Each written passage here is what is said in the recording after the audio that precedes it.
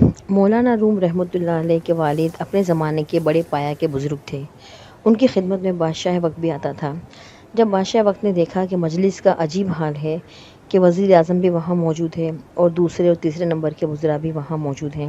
اور سلطنت کے بڑے بڑے حکام اور سرکردہ لوگ سارے وہاں موجود ہیں، اور دوسری طرف نگاہ اٹھا کر دیکھتے ہیں تو بڑے بڑے تاجر بھی وہاں موجود ہیں، اور تیسری طرف دیکھتے ہیں تو علماء اور صالحہ کی وہاں بیٹھے ہیں،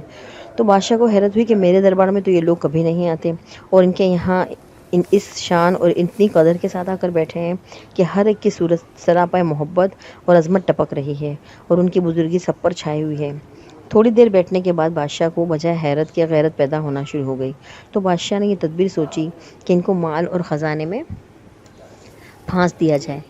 چنانچہ یہ کہہ کر ان بزرگ کے پاس خزانے کی کنجیاں بھیج دیں کہ میرے پاس اور کچھ تو رہا نہیں، سب آپ کے پاس ہے، بس خزانے کی کنجیاں بھی آپ کی خدمت میں حاضر ہیں۔ رومی رحمۃ اللہ علیہ کے والد نے کنجیاں یہ کہہ کر واپس کر دیں کہ آج بدھ کا دن ہے اور کل تک مجھے مہلت دیجیے، پرسوں جمعہ ہے، میں جمعے کی نماز پڑھ کر آپ کا شہر چھوڑ کر چلا جاؤں گا، سب چیزیں آپ کو مبارک ہوں۔ یہ خبر لوگوں کے درمیان اڑ گئی تو وزیروں کی طرف سے استعفے آنا شروع ہو گئے۔ ایک وزیر کا استعفیٰ آیا، پھر دوسرے کا آیا، پھر تیسرے کا آیا کہ جب حضرت یہاں سے جا رہے ہیں تو ہم بھی جا رہے ہیں۔ شہر کے جو بڑے